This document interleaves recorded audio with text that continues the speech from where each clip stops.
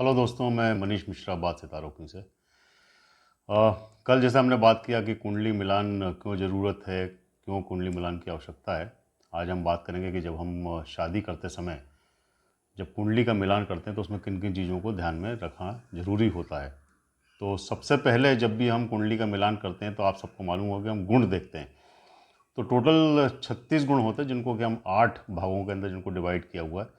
उन 36 में से 18 गुण यानी 50% गुण अगर मिलते हैं तो हम मानते हैं कि भाई शादी जो है वो की जा सकती है। उसके अलावा फिर उसको देखने के लिए अलग अलग पैरामीटर्स भी होते हैं।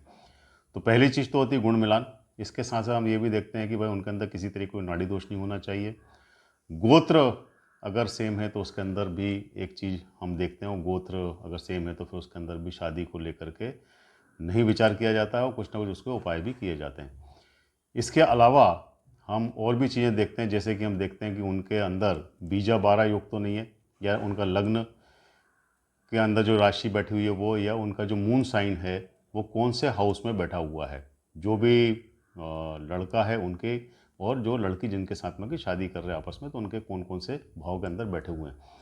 तो अगर उनका लग्न या मून साइन सेकंड या 12th हाउस के अंदर बैठता है एक दूसरे के, तो वो अच्छा नहीं माना जाता है। 6th और 8th हाउस के अंदर बैठता है तो अच्छा नहीं माना जाता है।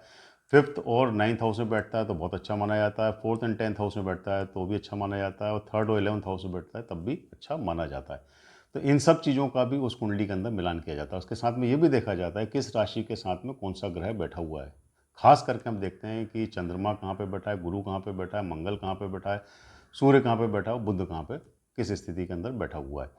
इसी के साथ में हम एक चीज़ का और इसके अंदर विश्लेषण करते हैं कि जब भी हम किसी की शादी करते हैं तो जब भी लड़का और लड़की की कुंडली का जब मिलान किया जाता है तो ये देखा जाता है कि लड़के की महादशा कौन सी चल रही है और उसकी अंतर्दशा कौन सी चल रही है, वो उनके लिए फेवरेबल है कि नहीं है। दूसरा हम ये भी देखते हैं कि जिस लड़की के साथ में शादी हो रही है उनकी महादशा कौन सी चल रही है, अंतर्दशा कौन सी चल रही है। अगर किसी की भी महादशा अंतर्दशा अगर किसी प्रॉब्लम है तो वो दोनों की शादी करने के बाद में पता चला कि उसके अंदर भी आगे प्रॉब्लम बना रहेगा। कई बार ऐसा भी होता है कि दोनों में से किसी की महादशा बहुत अच्छी चल रही है, किसी की एवरेज चल रही है, लेकिन एक दूसरे का सपोर्ट मिलने के कारण उनकी आगे की लाइफ बहुत अच्छी चलती है। तो ये सारी चीज़ें कुंडली मिलान के समय पे देखी जाती हैं, उनको मिलान के साथ ही फिर शादी की जाती है। फिर ये भी देखा जाता है कि इनकी कुंडली के अंदर कोई इस तरीके के योग तो नहीं बन रहे हैं।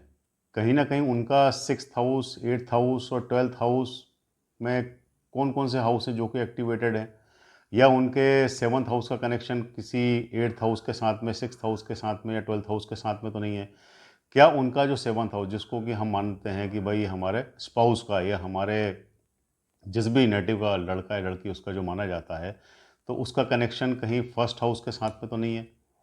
तो ये सारी चीज़ों का मिलान एक कुंडली मिलाते समय किया जाता है। उसके बाद में डीप एनालिसिस करने के बाद में फिर सजेस्ट करना ज़्यादा ज़रूरी होता है कि इनकी शादी कैसी रहेगी, आगे एक दूसरे की इनकी कंपेटिबिलिटी कैसे रहेगी, एक दूसरे के साथ में इनके आचार व्यवहार किस तरीके से रहेंगे, एक दूसरे के कुंडली का सपोर्ट इन दोनों को कैसे अपने फ्यूचर के अंदर मिलेगा। तो ये सारी चीज़ें हैं जिसको कि हम मोटे तौर पे कंसीडर करते हैं। इसके अलावा इसका डीप एनालिसिस और भी किया जाता है, और ये सब चीज़ें देखी जाती हैं कि अगर किसी भी तरीके का अगर 80% चीज़ें इससे कवर हो जाती हैं तो बहुत अच्छी बात है। अगर 20% या उसके अंदर थोड़ा बहुत कहीं वेरिएशन है, क्योंकि ऐसा मैं नहीं मानता कि सारी कुंडली के अंदर सारी चीज़ें मिल जाएंगी। जो भी थोड़ी बहुत चीज़ें या डिफरेंसेस होते हैं उसके लिए कुछ उपाय देते हैं, वो उपाय हम करें तो आगे की लाइफ हमारी बहुत अच्छी और सक्सेसफुल रहती है। तो अब हमने इस कुंडली मिलान के बारे में बात की। अगर आपको किसी भी तरीके का एस्ट्रोलॉजी या वास्तु से संबंधित अगर कोई भी प्रॉब्लम्स हैं, या किसी भी चीज़ को आप करना चाहते हैं, आप उसको आगे बढ़ाना चाहते हैं, अगर आप किसी तरीके का सजेशन लेना चाहते हैं, तो आप मेरे दिए हुए नंबर के ऊपर बात कर सकते हैं। मेरे से टाइम फिक्स करके मुंबई के अंदर पर्सनल 1 to 1 भी मुलाकात कर सकते हैं। Thank you very much.